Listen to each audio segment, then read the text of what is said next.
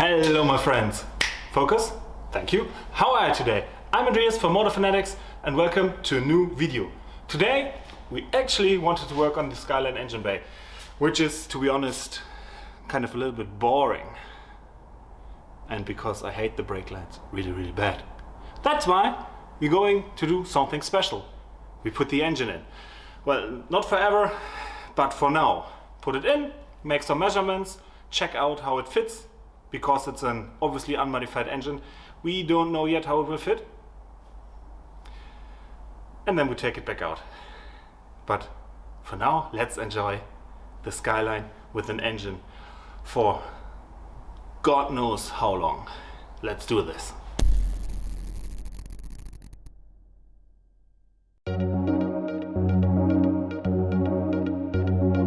That's the first part. Of course, we need an engine hoist to hoist the engine, but we need an engine. And that's the second part. Hello baby, how are you today? Let's get it out of its hiding place.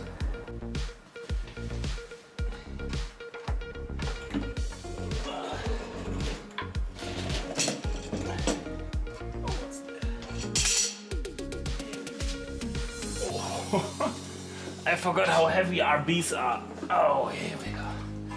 Oh yeah. Now isn't she a beauty?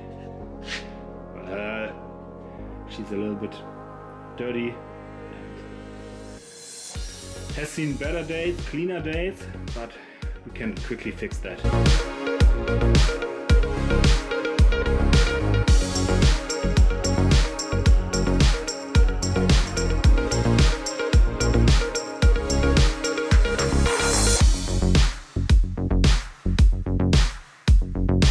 The RB aficionados in between you guys will probably have seen enough to know what it is. For us mere humans,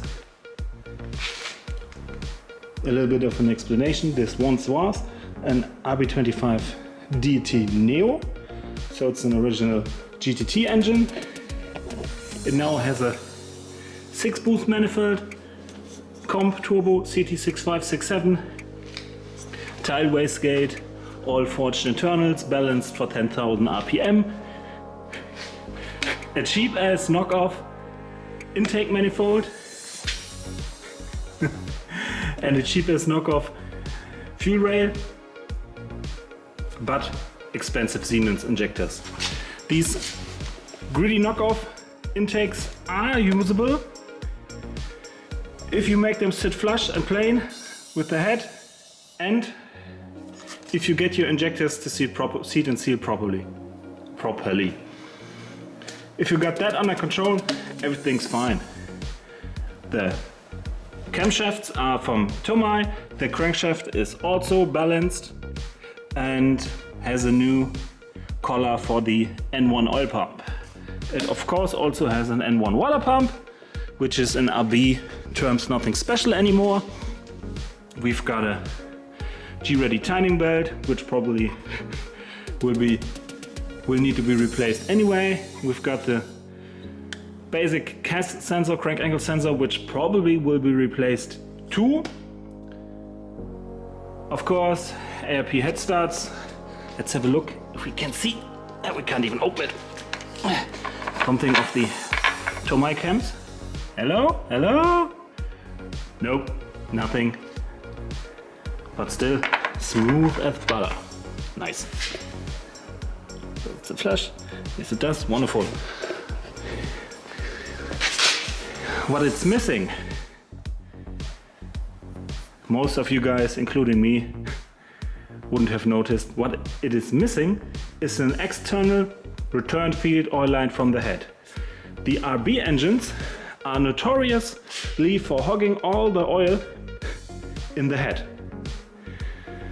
Because if they manage to feed oil, they are feeding like there's no tomorrow, and everything gets stuck up in the head and the rest dies, an unfortunate death.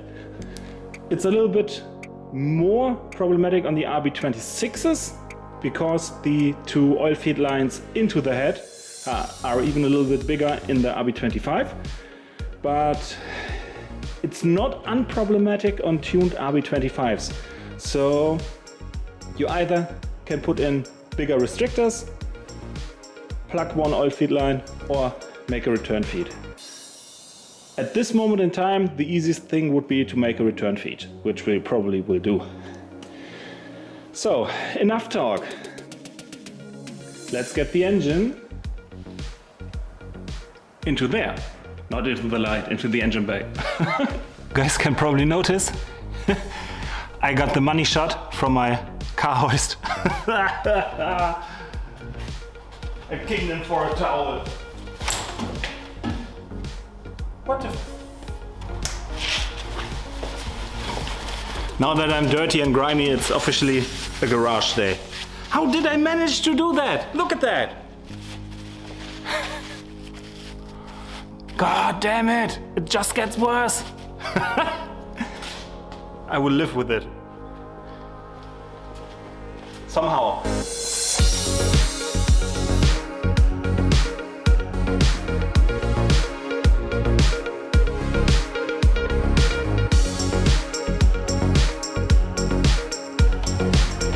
If you do stuff like this and the hoist starts to move by itself, run. Fuck the engine, fuck the car. Get your ass out. That's the most important part. Car parts and stuff like that can always be replaced. But your spine, probably not. Not yet.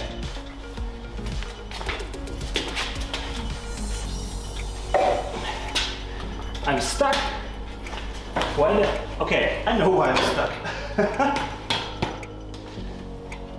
Now I should be unstuck.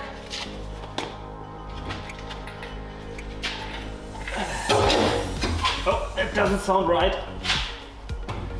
Here we go. That's why you do jobs like that actually with two people instead of one. Because it's far easier.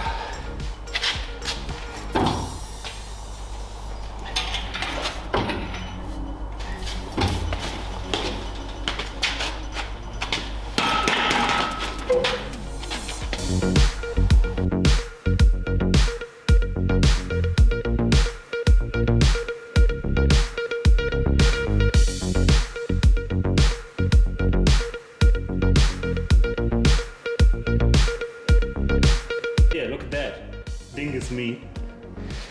And that's down there where we need to go. That's the engine mount. That's the place for the engine mount.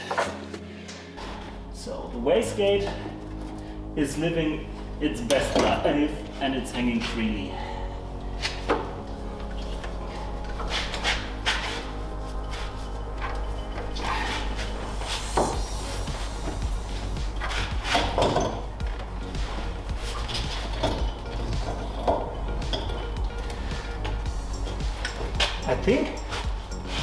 I think, oh no, where is it? Oh god. I think we got one side in place. Oh!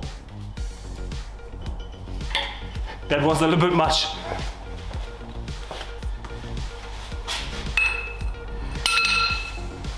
Yeah, just a little bit of tension so we can get the other side in place as well.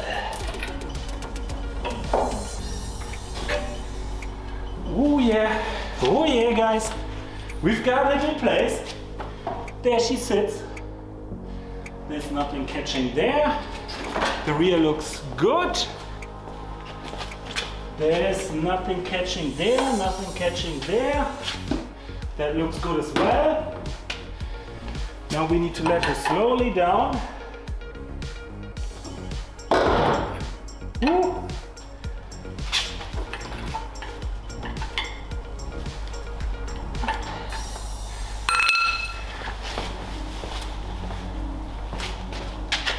Of course, without the gearbox, it's now a balancing act because the engine only has two engine mounts. Ta-da!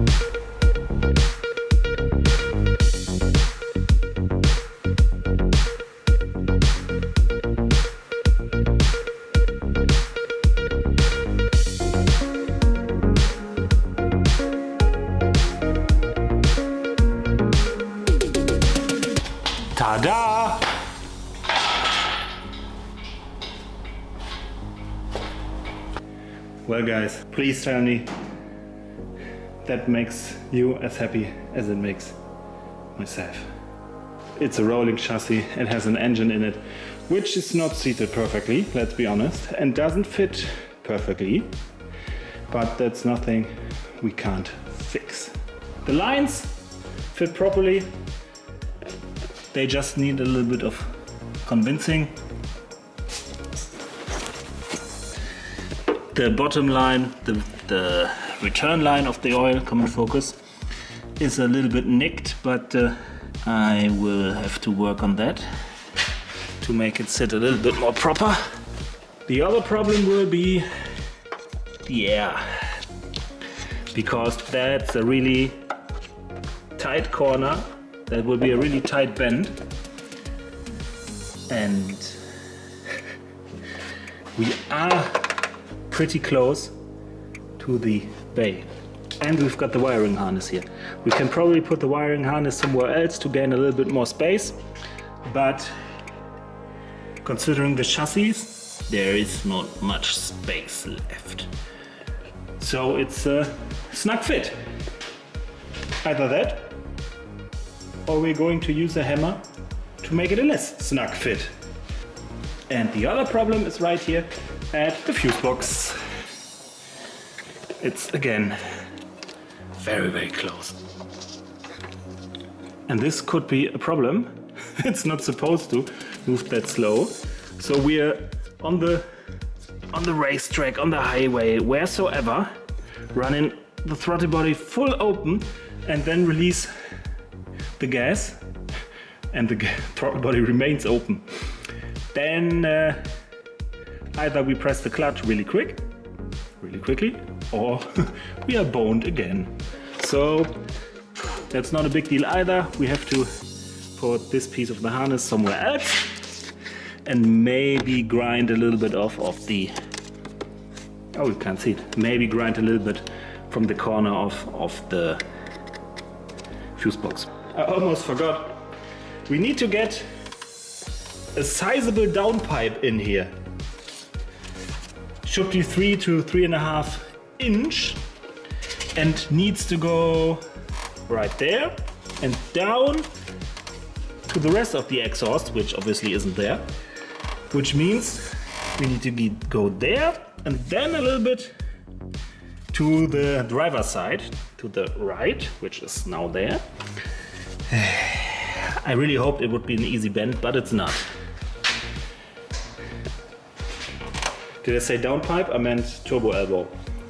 Just right there, going down there, and then we probably... Where are you? That's the wrong side of the nose-back. I need the other side. The intercooler. Where are you? Are you there, Margaret? There. I can't see her. There should be a downpipe, which obviously will be connected to the turbo elbow and will go down there into the rabbit hole. Yes, gentlemen. And I can't even show you how low the car is because it's still on a hoist and we still can't put the hoist down, far down enough to get the front wheels on the ground.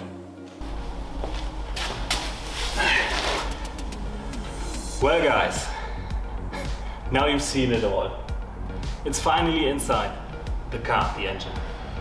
It won't remain there, but it still looks mighty good. I'm happy with it. Excluding this spot here, which you obviously, there is nothing wrong with it. That's just an error in the camera, of course. No, I dinked it and I will have to repair it. In the next episode probably we will work again on the wiring harness, get the engine out, put the engine away, or we'll do that in between, depending on how much time is left for the car, how how much time I have on the car. And I thank you very much for watching. If you don't want to miss any future videos, consider subscribing this channel down below. If you like this particular video, consider giving it a thumbs up. And I suggest we see each other next time. While I go now hugging the engine a little bit. Bye bye! Come to daddy! No. It's still dirty!